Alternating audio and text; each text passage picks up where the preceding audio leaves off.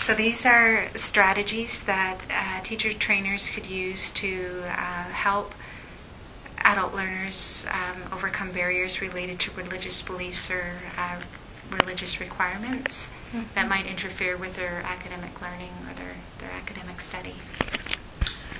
Well, I guess I believe in things being out in the open, and one of the things I'd like people to teach is that, is to talk about diversity and make it pretty much an obvious part of every classroom, because it is the law, first of all, that the religious beliefs and so forth in education need to be accommodated. So I think I would make a point of talking about diversity somewhere at the beginning of a class, making sure people know about these things. I think a lot of cross-cultural education is good. I'm gradually learning myself some of the differences about groups that I didn't really know. And we've only learned, Canada as a group has only learned in the last few years, because a lot of these groups weren't really represented here until maybe 10 or 20 years. And it's a slow learning curve. But I think there needs to be more general understanding of differences. Usually education is good for that, in the sense that there are usually clubs and groups and social events and stuff that focus on differences, and you can do that in a kind of celebratory manner. I mean, most Canadian multiculturalism starts with the kind of smorgasbord metaphor that, there's everything out there to eat and drink, and often that's the way to introduce it, is to bring the food in, or talk about the holiday or some particular thing. And at every level that can be done. At least, you can present teachers with calendars of dates and things that they need to be aware of from the administrative point of view. Because, in the old days there was just like Easter and Christmas and so forth.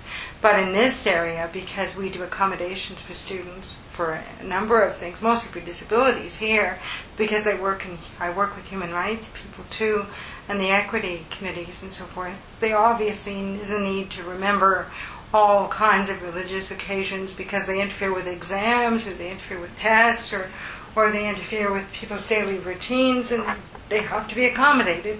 So human rights has to be in there as part of what people learn. And so, a simple thing like a calendar is that students could, have in the room or hear about, or teachers could have, will give them some opportunities to learn. And some of it is kind of celebratory. You can do different kinds of food, and you can talk about that kind of thing. And lots of language learning classes go there.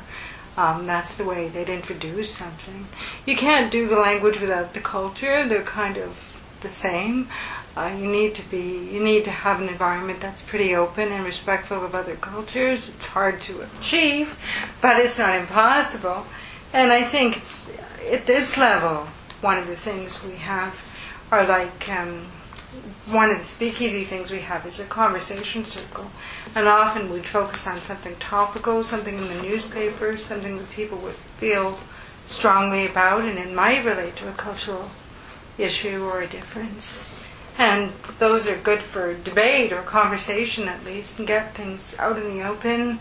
People can talk about things in a kind of controlled environment, and they get some vocabulary to think about them.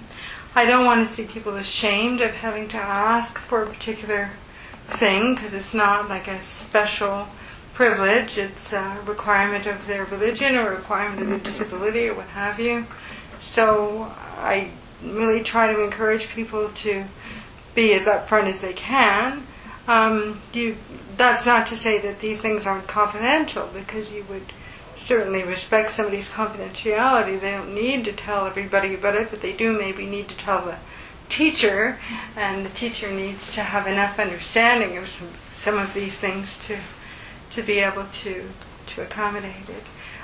In a place like this, Human Rights and Equity Services is there to watch over, so you have a place to call about, do these things exist, and how do we accommodate them.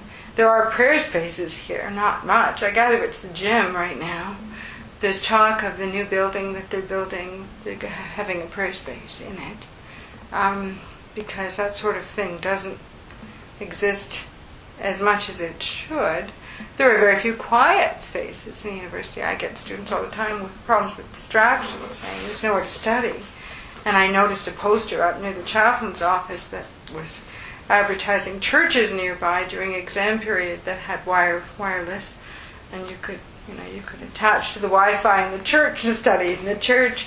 And I think that's a good sort of move to get people aware of this kind of quiet space for whatever purpose they might use it, and there needs to be more places for observance altogether.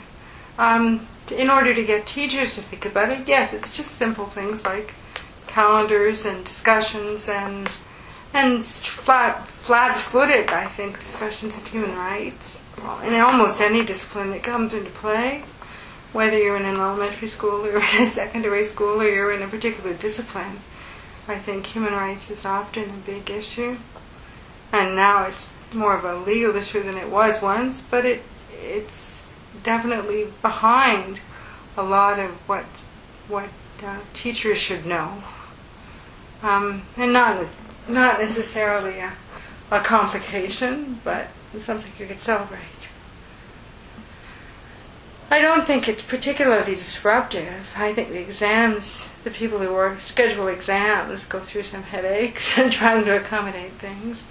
But it's generally speaking not a particularly disruptive thing, and it's probably good for other people to be aware of that diversity. And there's no turning back. It needs to be embraced. So that's about what I'd have to say. I think it's about talking about the events, the occasions, the timing, and the human rights perspective.